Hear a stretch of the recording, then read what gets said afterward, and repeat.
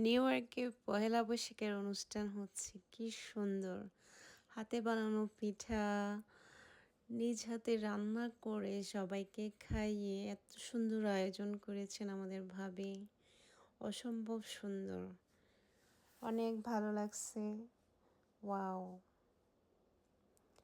সবাইকে অনেক অনেক পহেলা বৈশাখের শুভেচ্ছা। দেখেন কত কি আয়োজন! মাটির হাঁড়িতে সব সার্ভ করা হয়েছে, কি সুন্দর লাগতেছে দেখেন। অনেক মেহমান আসছিল, অনেক ভালো লেগেছিল। এরকম আনন্দ আপনারা করে থাকবেন দেশে এবং দেশের বাইরে যেখানেই থাকেন না কেন।